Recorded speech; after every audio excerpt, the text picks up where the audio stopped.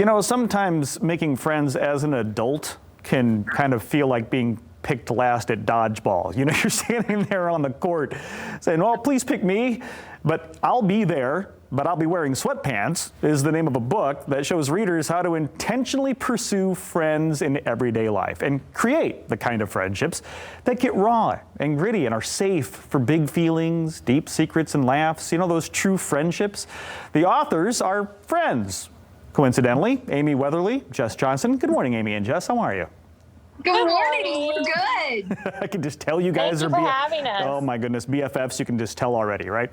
So let's get the backstory. I bet you are. How about the internet 3 years ago, right? Tell us the backstory of how you guys met. We were in a writing group together, and I honestly, I started off as just a fan of Jess. I loved the way she wrote and kind of her approach to things. So I slid into her DMs and sent her a message and just sort of told her that I loved her. I didn't tell her I loved her. That would have been too soon. So it was I told her I loved what she was doing, and it just went from there. Oh, perfect. And so here you are, friends 3 years later, creating an online community called Sister, I Am With You. Okay, explain that online community. I'm assuming this is where you can talk about being friends as adults. Why did you pick the topic of friendship? Well, as we started talking, we realized that friendship was something that was really close to both of our hearts, and that we both had gone through really hard seasons of loneliness.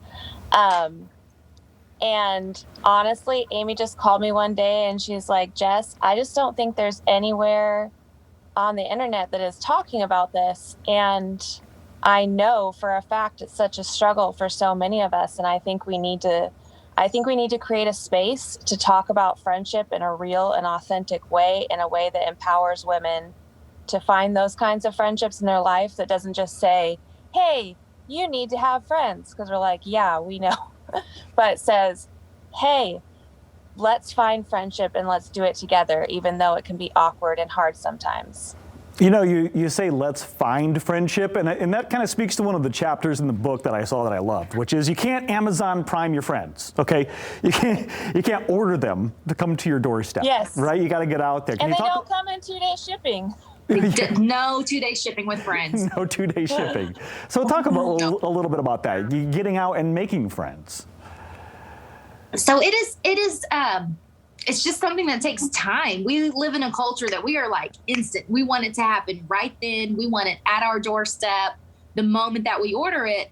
And friendship doesn't work that way. You're dealing with people, and it takes building time together. It takes building trust and continually showing up and the sort of like consistency to really make friendship happen. And so we want women to know that if it doesn't happen, that it's not going to happen the instant you meet somebody. This isn't like the movies where like you're walking down the street and you're like, I think you were made to be my best friend. Oh my goodness, you complete me. And now I'm done. And look at this. And it's happily ever after. It doesn't work that way. So it's really not so much about finding your people, so much as it is finding people that you are like-hearted with, and then building a friendship from there and putting in the time to make it work.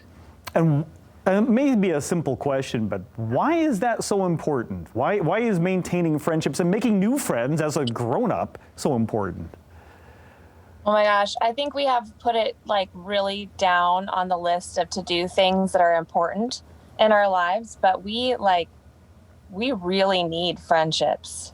And we read a study that said by Jeffrey Hall that says it takes 200 hours to build a deep friendship. So there's really no other way around it. There's no other way around being intentional and creating time and space in your life for friendships if you really want those deep, comfortable sweatpants friendships. Yeah. And we are social creatures. Humans just are social creatures. There's nothing we can do. I mean, we need connection. It has to do with our overall health, our mental health. Everything is affected by the people that we have around us. So it really matters, and we really need it. Jess and Amy, I love the term sweatpants friendship. I love that term because, I mean, that really does encapsulate everything. If you can go over to their house just wearing your sweats and no makeup, right? I mean, you're friends, right? But yes. Yes. I got to be honest, one of my good friends from college, and of course, making friends in school is a lot easier. You're introduced to a lot of new faces. Yeah. We were friends for a long time because he was good at being friends. You know, being a good friend isn't something that you're born with. It's really something that you have to develop. Is there anything in this book that kind of helps us with that? So much. There's so much. We really tried to make applicable steps that you can actually apply in your day-to-day life that are simple and not overwhelming and not like, don't add a ton to your plate, but are things that you can actually do. Yeah. At the end of each chapter, there's a section called What Now? And we kind of spelled out, this is exactly what you can do to really grow in your friendship. Because you're right. It's not necessarily, there are people born with more gregarious personalities, but really like to learn to be a good friend is something different. And you do learn it and anyone can learn it. This is doable for everyone. Okay. So you guys have been friends for a while now. Finally, I'll put you on the spot. Jess, describe Amy in 3 words. Who is she? Oh my gosh. She is fun. She is generous. And she's really good at singing karaoke, which I realize is too many words. I'm sorry. I like that, though, the karaoke one. And of course, all right, your turn, Amy. All right. Jess is approachable, non-judgmental, and do you hear my dog? Is she a dog lover? That's my dog.